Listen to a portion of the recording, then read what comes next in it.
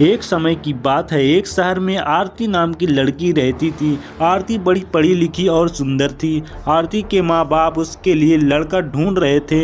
एक दिन उसके घर में संतोष और उनका परिवार आरती को देखने आते हैं। आरती संतोष से मिलती है और वह शादी से इनकार कर देती है।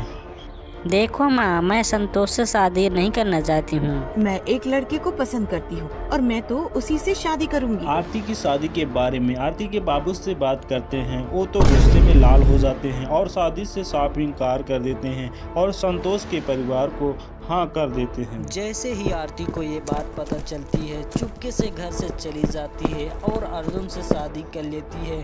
शादी के बाद अर्जुन आरती को वहाँ से बहुत दूर बड़े से घर में ले जाता है। यहाँ कितना सुंदर है, यहाँ कितना बड़ा बगीचा भी है, सब कितना अच्छा है।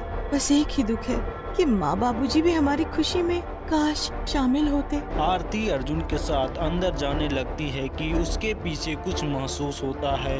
आरती जल्दी से पीछे मुड़कर देखती है, फिर वहाँ कुछ भी नहीं होता। मुझे अभी ऐसा लगा जैसे कोई मेरे पीछे खड़ा है। अभी मेरे बाल किसी ने छुए। तुम पागल हो गई हो। यहाँ बस हम दोनों हैं और कोई भी नहीं। देख रही हो ना कितनी दूर पर घर है। हाँ, तुम सही बोल रहे हो, शायद हवा चली होगी।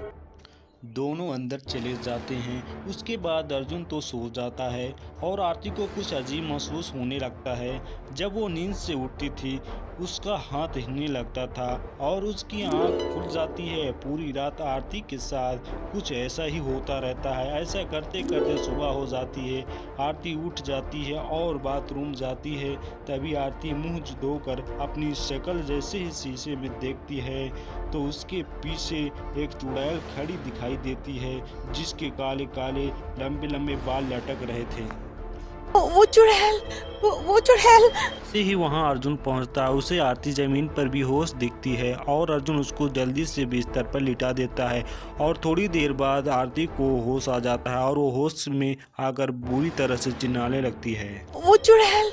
आरती अर्जुन को समझाने की बहुत कोशिश करती है, मगर अर्जुन एक भी बात नहीं मानता है। फिर आरती कुछ देर आराम करती है। कुछ देर बाद अर्जुन ऑफिस के लिए चला जाता है। अर्जुन को जाने के बाद आरती खिड़की के पास आकर खड़ी हो जाती है और बाहर देखने लगती है। आरती बाहर देख ही रही थी, तभी उसे एक पेड़ के पास चुड़ैल दिखती है। आरती फिर जोर से डर जाती है और खिड़की बंद कर देती है। 2-4 दिन तक ऐसा होता रहता है और चुड़ैल आरती को बार बार दिखती रहती है। एक दिन अर्जुन ऑफिस से आता है। बहुत भूख लगी है, जल्दी खाना लाओ। मैंने कुछ बनाया ही नहीं।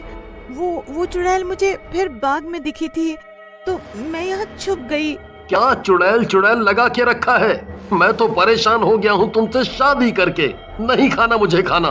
मैं जा रहा हूँ और बाहर ही खाना खाऊंगा।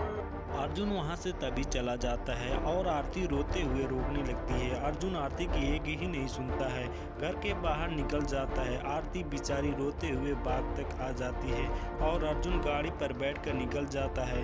आरती वहीं पर बैठकर रोने लगती है और जहां आरती रो रही थी वहीं पर मिट्टी में उसे बाल दिखते हैं। हाँ, ये इतने लंबे बाल जमीन में। जैसे ही मीना थोड़ा जोर लगाकर बालों को खींचती है तो बाल अटक जाते हैं। इतने में भारी जोर लगाकर उस बालों को वो खींच लेती है। ये इतने लंबे बाल तो जरूर किसी औरत के हैं, पर यहाँ जमीन में कैसे आए? यहाँ तो बस मैं ही हूँ।